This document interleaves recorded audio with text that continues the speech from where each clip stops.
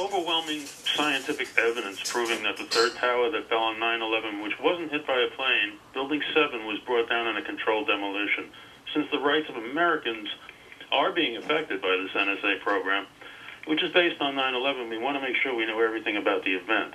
Would you be willing to personally review the Building 7 controlled demolition evidence with representatives of the over 2,000 building experts who are demanding a new investigation of its destruction?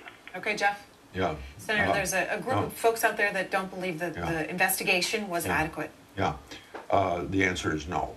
I think it's pretty conclusive that it was done by terrorists, and it was airplanes did it. I've had people come to my town meetings in Iowa as early as 2003 and 2004 and discuss this with me.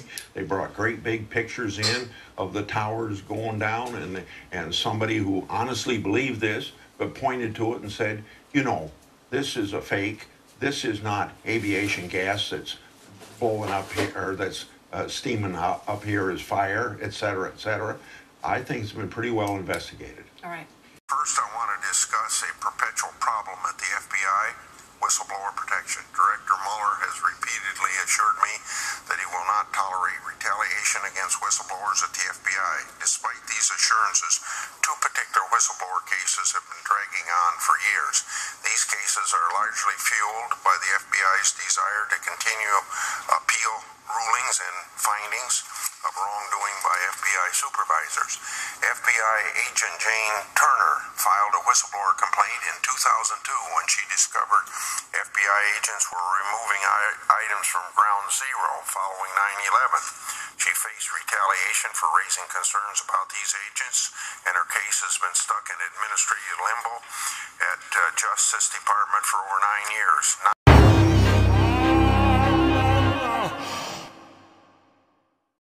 Eventually, during the Clinton years, our government made a secret pact with Saudi Arabia and Pakistan to end the chaos in Afghanistan by introducing a new force called the Taliban. About an imminent major terrorist attack that is going to happen very soon in our country. There will be a huge terrorist attack, and I need to talk to her about it and give her some details of what I think is going to happen. And the aide said, you know, Congressman, she's talked about Afghanistan before. We know you're an expert on that, but she can't see it today. You know, she's a very busy person. But if you come over tomorrow at 3 o'clock, she will talk to you, and I will put you on the schedule. So, I was on the schedule at 3 o'clock to talk to Condoleezza Rice to warn her of an imminent major terrorist attack. That's what the schedule says. That was the day that I was supposed to meet her was 9/11. That day, the planes began flying into the buildings at 8:45. So on that horrible day, 9/11, I understood what was happening, and I immediately began to provide information and contacts to the CIA, Defense Department, and National Security Council. We noted that our private security in Afghanistan appears to be a major source of payoffs to the Taliban. Our report has the first official statement that it's the second largest source of money for the Taliban. After drugs. After drugs, that's right. Islamists feel better about training materials. You'd want them to see what they were removed. And I'm just curious, why are the subject matter experts that the FBI had go through all their training material and purge anything that might be offensive to an Islamist, why was that needed to be classified? I would think they'd be heroes in the Islamic world for getting that stuff out. Why was that classified? Well, we went through a thorough review. I think you've been fully briefed on it. In those materials are examples of cases. I need you to. I have such a short time. I need you to answer questions. And my question is, why were the subject matter experts' identity classified? Because the process in whole had within its parameters all information that we have in the Bureau. And if I'm not mistaken, we gave you the names of the individuals. in a classified setting, and so I'd get prosecuted if I revealed them.